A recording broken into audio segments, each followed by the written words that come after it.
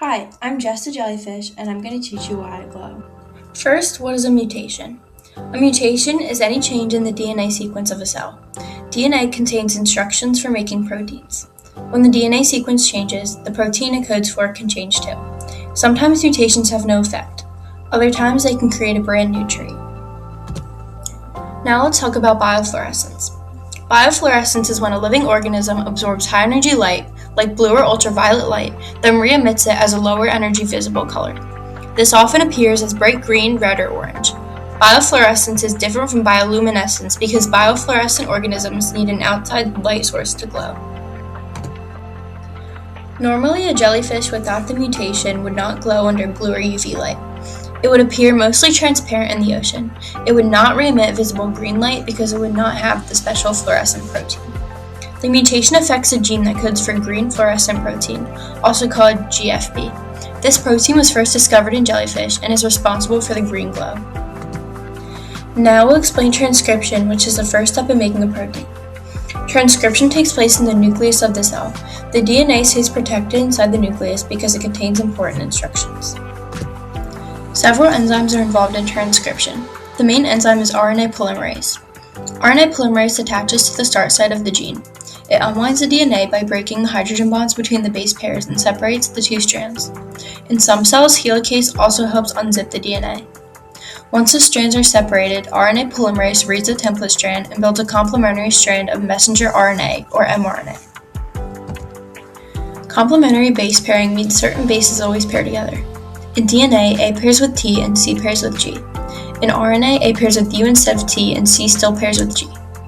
RNA polymerase also forms phosphodiester bonds between RNA nucleotides, creating the backbone of the mRNA strand. When RNA polymerase reaches the terminator sequence, transcription stops and the completed mRNA strand is released. RNA is used instead of DNA because the cell wants to protect the original DNA. DNA never leaves the nucleus. Instead, mRNA carries a copy of the instructions out into the cytoplasm where the proteins are made. Here's an analogy. Think of DNA like a secret glowing recipe locked deep inside a jellyfish in the ocean. The ocean currents cannot carry the original recipe away, so the jellyfish makes a waterproof copy of just one set of instructions. That copy is mRNA. RNA polymerase is like a tiny ocean scribe that reads the glowing recipe DNA code and writes a matching copy. The copy then floats out into the ocean where it will be used to build the protein. Now I'll explain translation, which is the second step of protein synthesis. Translation takes place at the ribosome and the cytoplasm. There are three main types of RNA involved. First, mRNA. Messenger RNA carries the instructions from the nucleus to the ribosome. Second, tRNA. Transfer RNA brings specific amino acids to the ribosome. Third, rRNA. Ribosomal RNA makes part of the ribosome itself and helps with protein assembly. The ribosome reads the mRNA 3 bases at a time. These 3 base sections are called codons. Each codon codes for a specific amino acid.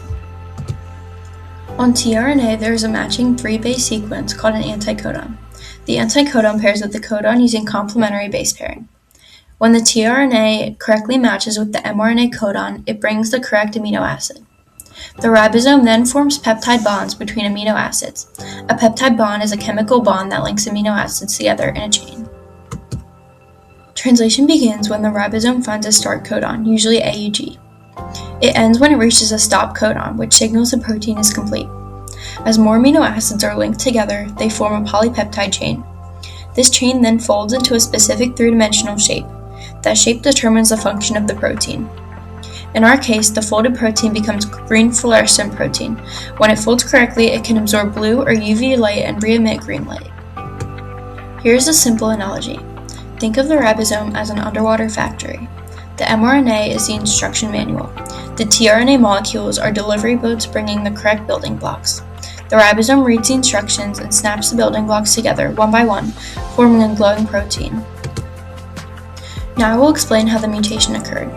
Mutations happen when there is a change in the DNA sequence. This can occur during DNA replication if a mistake is made. It can also be caused by environmental factors like radiation or UV light. In my example, the mutation is a point mutation. A point mutation means only one nucleotide was changed. This specific mutation is called a substitution because one base was replaced with another. For example, in the normal DNA codon compared to the mutated DNA codon, only one base changed from A to T. This caused a missense mutation. A missense mutation changes one amino acid in the protein. Because one amino acid changed, the protein shape changed slightly. Since biofluorescence depends on the exact shape of the fluorescent protein, even a small change can affect how brightly the jellyfish glows or what color it produces. So in conclusion, a single tiny change in DNA can lead to a visible trait, a glowing jellyfish in the ocean.